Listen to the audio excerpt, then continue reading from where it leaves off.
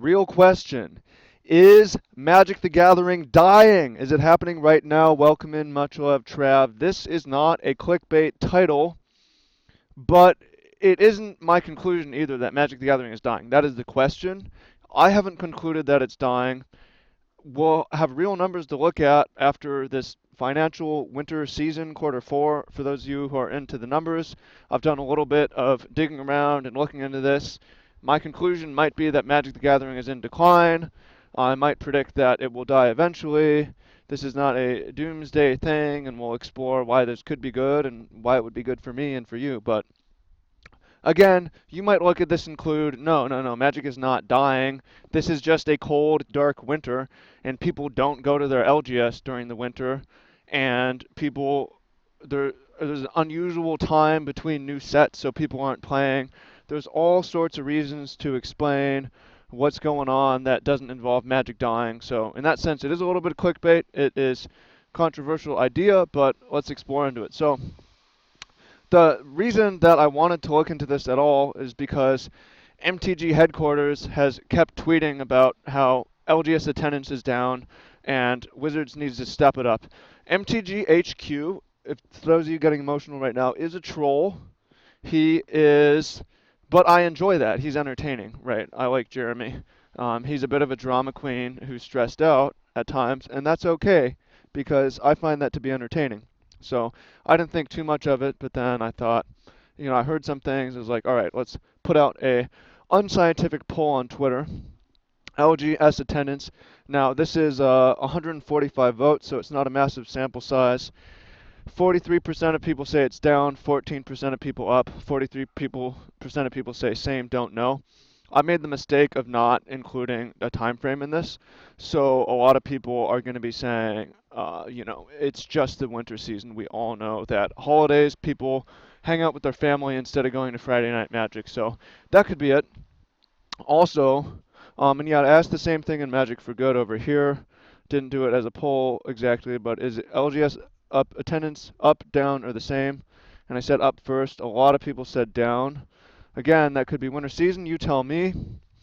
Um, However, if everyone's saying down, that also does not necessarily mean that Magic is dying because there's constantly new stores opening, and we know that the fail rate of new businesses is really high.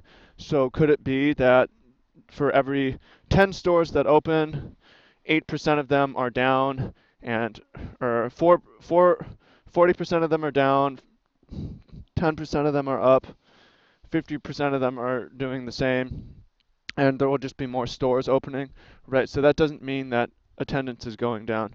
And for a little bit of history, for those of y'all, there's been decline periods in the game before where the game did not die. One of those times was Affinity era, and holy shit, am I still sick of playing against Arcbound Ravager. It's been 12 years, Wizards. Rotate that shit out of Modern, for real.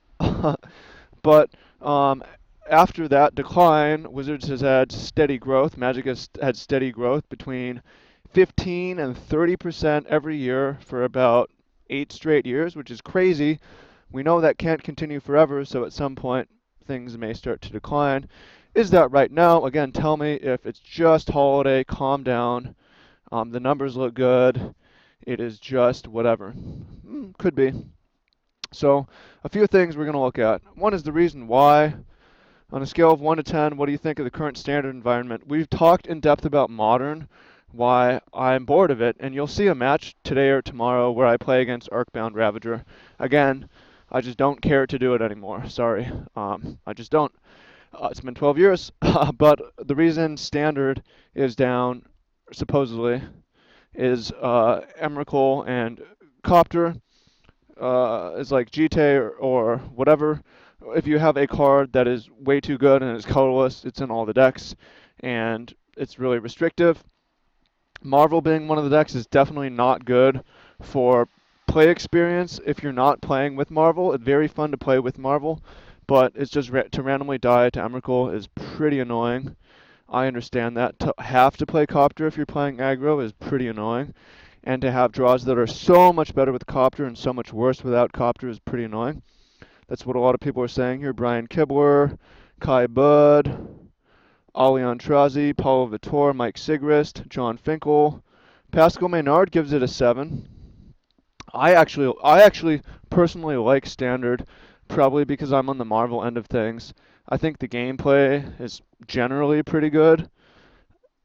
I like planeswalkers and attacking and blocking. It's okay. I kind of preferred the Bant Coco environment. I didn't mind Bant Coco being 30% of the field because I felt like the games were really good in that format. I think the games, they did a good change of shifting things, but I think the gameplay is worse than when Bant Coco was the best deck personally. Calcano gives it a 4. Daniel gives it an 8. Kyle gives it a 4. Patrick Sullivan gives it a 3. Sam Black gives it a 3. This doesn't mean that Magic is dying. It means that Magic Pros don't like the format, but that's a problem. Magic Pros are your biggest boosters. If they say it sucks, that's a problem, right? You've lost control of propaganda at that point. Adrian's at a 3.5 or 4. After talking to Sam, Adrian lowered his judgment. He's like, I like this. And Sam's like, no, bro, you shouldn't like this. He's like, all right, you're right, I've lowered it. That's funny to me. Marvel is a joke. Ishkanah, Gideon, Smuggler's Copter. Less than 1 but higher than 0. William Jensen says 2, one of the worst in years. Wow, and he's not even an eternal pessimist. Jeff Hoogland. So many people came out. Oliver 2 says strong 2, but he's kind of a shit poster. Um, anyways, yeah, so whatever. Standard's not good. So another thing, we'll talk about the future and then what that means for me and you. Mtg HQ pulled this up from a former Wizards of the Coast employee. Is there any surprise? I don't know if this is exactly true. This might have been pulled from Glassdoor. You can go to Glassdoor and look at reviews, and I'll talk a little bit about my time in Wizards because I did work there unpaid as an unpaid intern in college, and I thought that was good, actually a good experience. But this person is just shitting on Wizards Inside, saying that financial success of Magic has allowed Wizards to become complacent in every department, stagnation at the director level and above. Wizards rewards obsequious, ruthlessly political, and those willing to obfuscate real practical status to placate the management class. It's only due to Magic's profitability that an organization so unhealthy is able to survive, and it's shocking how failure at the director level is continuously rewarded. I believe that this is true. You look at Glassdoor, I believe it's been true for a long time. I worked there in 2012, and I haven't spent a lot of time in corporate environments, but it seemed not good. It seemed not good. It seemed decent if you're in R&D. I believe R&D does a good job. I believe the art department does a good job. Creative does a good job. The issue was, I mean, whatever. I was a kid and I didn't know what I was doing, but in some respects, but it felt very bureaucratic. Like my experience, I was punished for being too fast in my turnaround of things.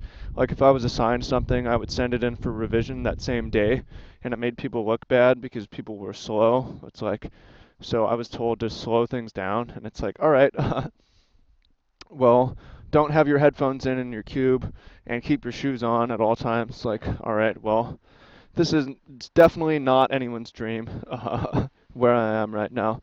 And then I had other people who were friends who were hired on to Magic Online for a 1-year contract and thought their contract was going to be renewed and then it wasn't.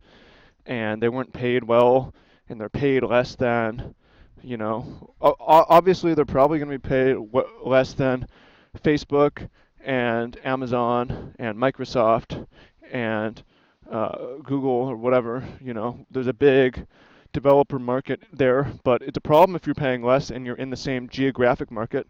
You get substandard work, or you get second-tier developers or whatever. So eventually, I mean, if the design and development slips, which maybe they've done with standard and with modern, then it's not like the rest of the company is going to lift them up. They're not, right?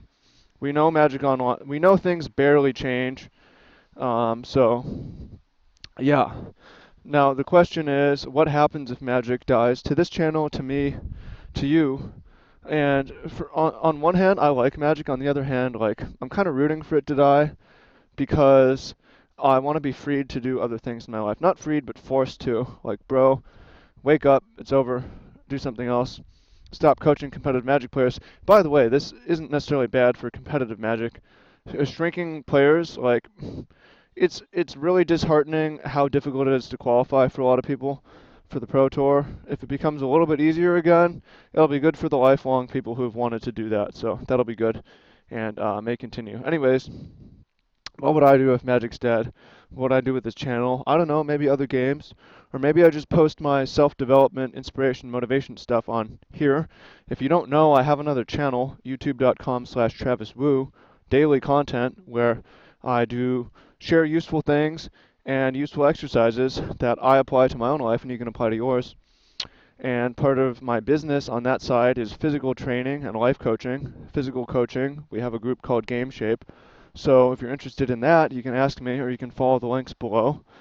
And that is exciting to me. That is, I would double down on those ventures. Don't have it exactly figured out, but I'm not so concerned about it. It would be figured out.